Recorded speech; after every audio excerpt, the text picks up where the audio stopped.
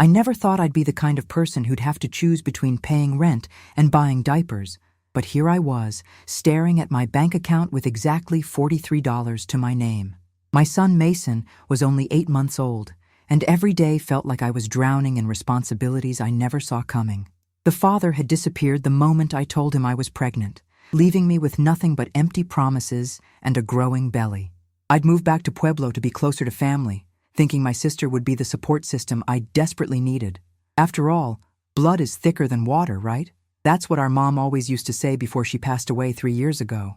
I clung to that belief like a lifeline, especially during those sleepless nights when Mason would cry for hours and I'd rock him back and forth, wondering if I was strong enough to do this alone. My sister had always been the wild one in our family, the one who lived for the moment and never worried about consequences. While I was studying for my nursing degree, she was out partying every weekend, jumping from job to job, relationship to relationship. But when I called her that Tuesday morning, exhausted and desperate, she seemed different somehow, more mature, more understanding.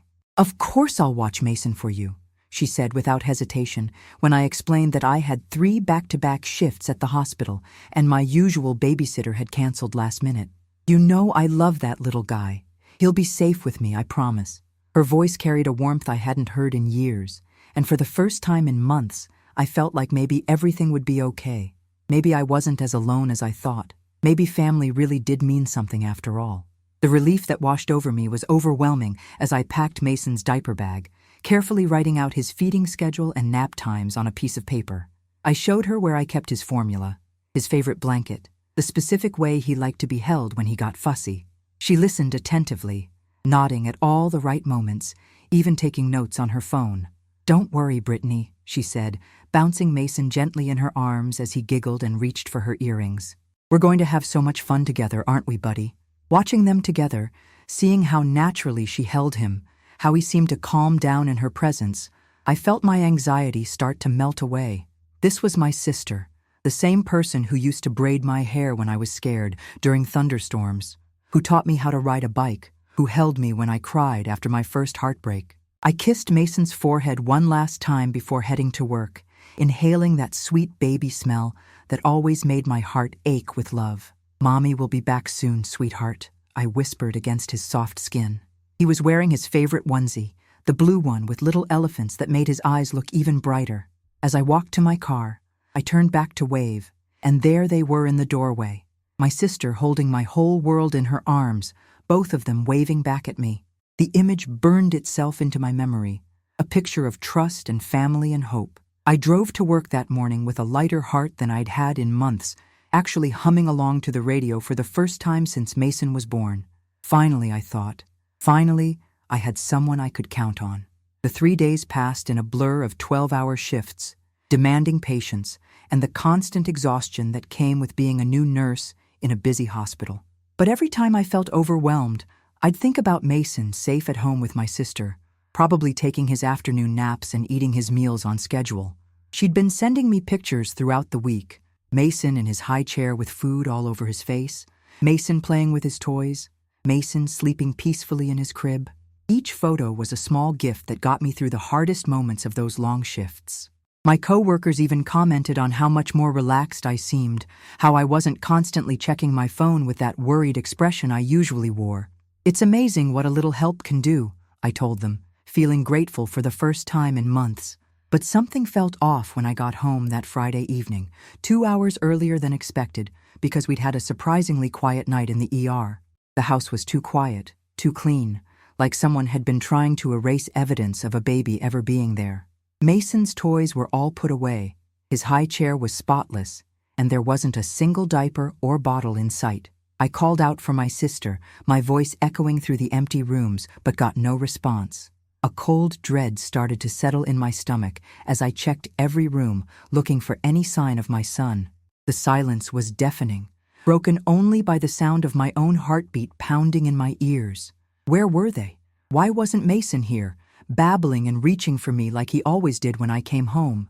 The house felt like a museum, sterile and lifeless. Nothing like the warm, chaotic home I'd left 3 days ago. I tried calling my sister's phone, but it went straight to voicemail. Then I tried again, and again. each unanswered ring making my panic grow stronger. My hands were shaking as I searched for any note, any explanation, any clue about where they might have gone. Maybe they were at the park, I told myself, trying to stay calm. Maybe they'd gone to get groceries, or maybe Mason had needed something from the store. But as the minutes ticked by, and my calls continued to go unanswered, rational explanations started to crumble. This wasn't like my sister to just disappear without telling me, especially not with my baby. She knew how worried I got, how I needed to know where Mason was at all times. The trust I'd felt just days ago was rapidly dissolving into something much darker, much more frightening. Finally, after what felt like hours, but was probably only 20 minutes, I heard her key in the front door. She walked in alone, her hair slightly messy, her makeup smudged, looking like she'd been out having fun while I'd been working myself to exhaustion. "Oh, hey, you're home early," she said with a casual smile that made my blood run cold. "How was work?" She was acting like nothing was wrong, like this was just a normal evening, like my son wasn't conspicuously absent from the scene. I stared at her, unable to process how calm she seemed, how completely unbothered by the fact that I was clearly panicking. Where was the urgency? Where was the explanation? Where was my baby? The questions were screaming in my head, but for a moment I couldn't find my voice to ask them. "Where's Mason?" The words came out as barely a whisper, my throat tight with fear. I searched her face for any sign of concern, any indication that she understood the gravity of what I was asking, but she just shrugged like I'd asked about the weather. My heart was hammering so hard I could feel it in my temples, and my hands were trembling as I waited for her answer. This couldn't be happening. This had to be some kind of misunderstanding. Maybe Mason was sleeping in the back room. Maybe she'd just put him down for the night and forgotten to mention it. But deep down, I knew something was terribly wrong. The casual way she was acting, the complete absence of any baby sounds or signs, the fact that she'd walked in alone, it all pointed to something I didn't want to believe. "Oh, he's fine," she said with a laugh that sounded forced and hollow. "He's with this guy I met on Tinder. Really sweet guy, actually. They're having a great time together." The words hit me like a physical blow, knocking the air from my lungs. I stared at her, waiting for the punchline, waiting for her to tell me she was joking, that this was some kind of sick humor I didn't understand. But she just stood there, checking her phone like she'd just told me she'd left my son with a trusted family friend instead of a complete stranger from a dating app. My visions started to blur around the edges, and I had to grab onto the kitchen counter to keep myself upright. This couldn't be real. This couldn't be happening. No one could be this careless with someone else's child, especially not with their own nephew. "You left my baby with a guy from Tinder." The words exploded out of me, my voice cracking with disbelief and terror. I felt like I was having an out-of-body experience, like I was watching this conversation happen to someone else. How could she be so calm? How could she be smiling? My son, my 8-month-old baby who couldn't even walk yet, who still needed me for everything, was with a complete stranger somewhere in this city, and she was acting like it was no big deal. Are you insane? Do you have any idea what could happen to him? Do you know anything about this person? Have you lost your mind? My voice was getting higher and more frantic with each question, but I couldn't stop myself. The panic was taking over, consuming every rational thought I might have had. She rolled her eyes like I was being dramatic, like my terror was an overreaction to a perfectly normal situation. "Relax, Brittany. You're being paranoid. He's a good guy, I can tell. We've been talking for weeks, and he's really great with kids. Mason loves him already." Weeks? She'd been talking to this stranger for weeks and never mentioned it? And now my son was with him, somewhere I didn't know, doing things I couldn't monitor or control? The betrayal cut deeper than the fear for a moment. This was my sister, the person I'd trusted with the most precious thing in my life, and she'd handed him over to someone she'd met on a hookup app. "Besides," she continued, "I needed some adult time. You can't expect me to be stuck in the house with a baby for 3 whole days. I'm not his mother." Those last words hit me like a slap across the face. I'm not his mother. As if taking care of my son was some kind of burden she'd graciously agreed to shoulder rather than helping her sister in a time of desperate need. As if my baby was just an inconvenience that got in the way of her social life. I felt something break inside me, some fundamental trust that I'd never be able to repair. "Where are they?" I demanded, my voice deadly quiet now. "Give me his address, his phone number, Something. I'm going to get my son right now. My hands were clenched into fists at my sides, and I could feel my nails digging into my palms. Every maternal instinct I had was screaming at me to find Mason, to get him away from this stranger, to hold him close, and never let him go again. I don't have his address, she said, and my heart stopped completely. We always meet at public places. But don't worry, I'm sure they're fine. He said he'd bring Mason back tomorrow morning. Tomorrow morning? My baby was going to spend the night with a stranger, and she didn't even know where. I felt like I was falling into a nightmare, like reality had shifted into something unrecognizable and terrifying. How could she not have his address? How could she not know where my son was sleeping tonight? The irresponsibility was so staggering that I couldn't even process it. This wasn't just poor judgment. This was criminal negligence. This was putting my child in danger for the sake of her own selfish desires. I grabbed my phone with shaking hands and started calling the police, but she snatched it away from me. "You're overreacting," she said firmly. "If you call the cops, you'll just make this whole thing worse. He's not kidnapping Mason or anything. He'll bring him back, I promise. Just trust me on this." Trust her? Trust the person who'd just admitted to leaving my infant son with a stranger whose address she didn't even know? The word felt foreign in my mouth, impossible to even consider. But what choice did I have? If I called the police, what would I tell them? That my sister had given my son to someone she met online? Would they even be able to find them? And what if this stranger panicked when the police showed up? What if he ran? What if something happened to Mason because I'd escalated the situation? The next few hours were the longest of my life. I paced around the house like a caged animal, checking my phone every 30 seconds, calling my sister's number over and over again, even though she was sitting right there, refusing to give me any more information. She kept insisting that everything was fine, that I was being dramatic, that Mason was probably having the time of his life. But all I could think about were the horror stories I'd heard, the news reports about children who'd been hurt by people their families trusted. My baby couldn't even say my name yet, couldn't tell anyone if something was wrong, couldn't defend himself or run away if he needed to. He was completely helpless, completely dependent on the kindness of a stranger I'd never met, never vetted, never even heard of until tonight. The helplessness was crushing, suffocating, making it hard to breathe. By midnight, I was beyond panic. I'd called every hospital in the area, every police station, even the fire department, asking if they'd received any calls about a baby. Nothing. My sister had finally gone to bed, claiming she was tired and that I was making a mountain out of a molehill, but I couldn't even think about sleeping. How could I close my eyes when I didn't know where my son was, who he was with, or if he was safe? I sat on the couch, staring at my phone, willing it to ring with news that Mason was okay. Every car that drove past the house made my heart jump, hoping it was them coming back early. Every sound in the night made me think someone was bringing my baby home, but the hours crawled by with nothing but silence and my own racing thoughts. I started going through my sister's social media, desperate for any clue about this mysterious Tinder date. Maybe she'd posted something. Maybe there was a photo or a name or some hint about where they might be.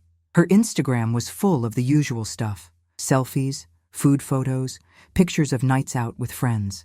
But as I scrolled back through the past few weeks, I started noticing things I'd missed before. There were subtle references to someone new in her life, cryptic captions about second chances and unexpected connections. Why hadn't I paid attention to these before? Why hadn't I asked her about them when I'd seen them? I'd been so focused on my own struggles, so consumed with work and taking care of Mason, that I'd completely missed the signs that something was happening in her life. Then I found it. A post from just 2 hours ago, uploaded while I was driving home from work, completely unaware that my world was about to fall apart. The image loaded slowly on my phone, and when it finally appeared, my blood turned to ice. There was Mason, my beautiful baby boy, sitting in a high chair I didn't recognize, in a kitchen I'd never seen before. He was smiling his bright, innocent smile, his little hands reaching toward the camera, completely oblivious to the fact that he was with a stranger. But it wasn't just any stranger. The man holding the spoon, feeding my son, was someone I recognized immediately, someone I'd hoped never to see again, someone who'd broken my heart so completely that it had taken me years to even think about dating again. Kevin. It was Kevin Martinez, my ex-boyfriend from college, the man I dated for 2 years before he disappeared from my life without explanation. The man who'd promised me forever and then vanished like smoke, leaving me questioning everything I thought I knew about love and trust. He looked older now, more mature, but it was definitely him. Those same dark eyes, that same crooked smile, the same hands that used to hold mine during late-night study sessions. What was he doing with my sister? How did they even know each other? And why was he feeding my son like it was the most natural thing in the world? The questions were spinning in my head so fast I felt dizzy. But underneath all the confusion was a growing sense of dread that I couldn't quite name.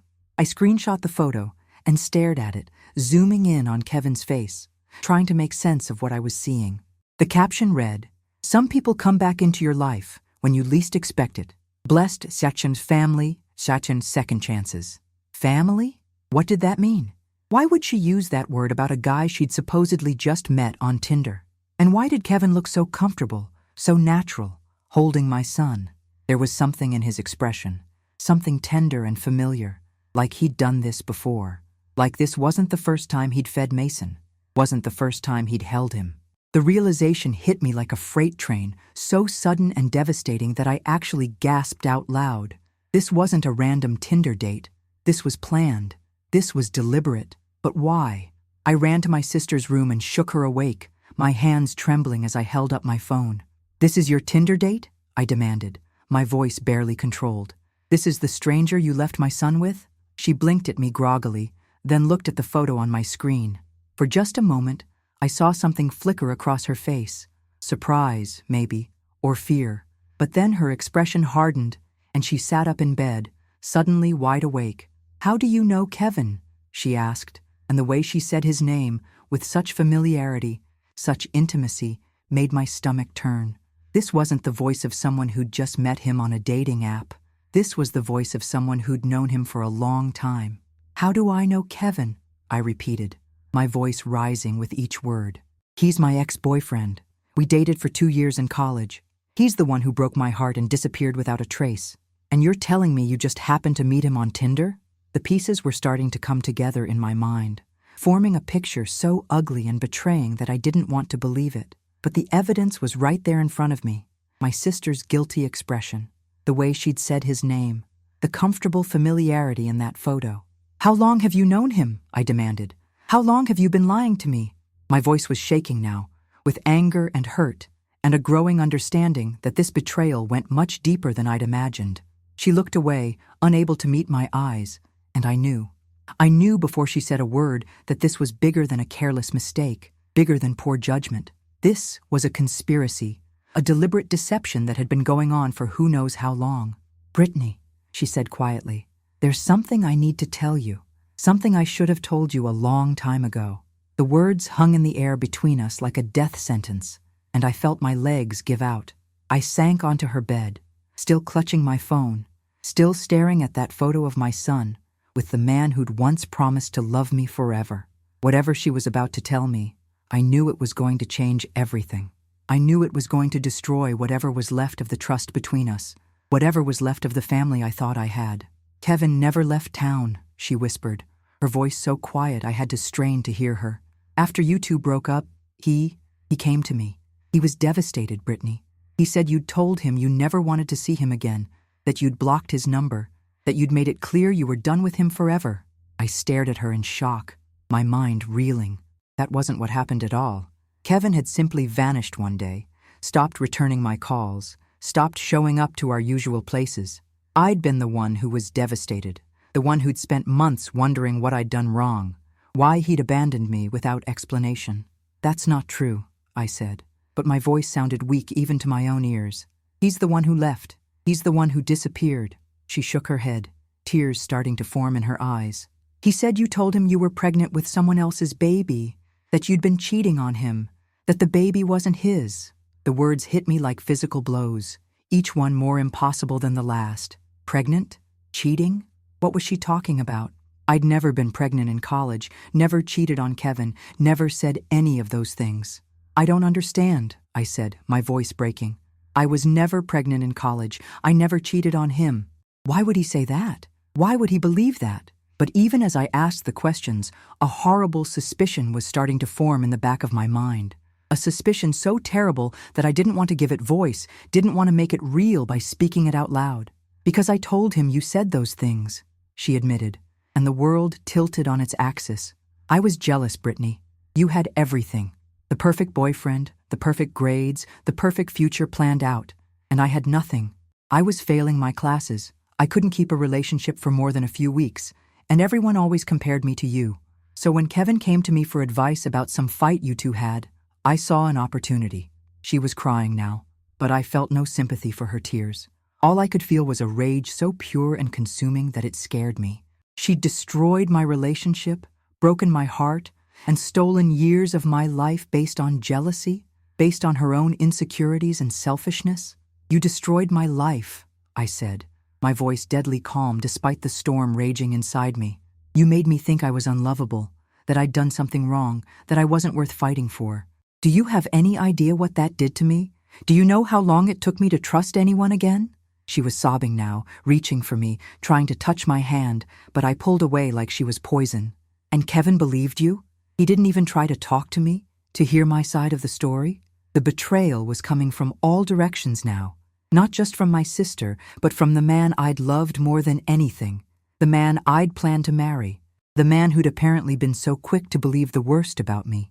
There's more, she whispered, and I felt my heart stop. How could there possibly be more? How could this nightmare get any worse? After you moved away for nursing school, Kevin and we started spending time together. At first, it was just him asking about you, wanting to know how you were doing, but then it became something else. We were both hurt, both lonely, and one thing led to another.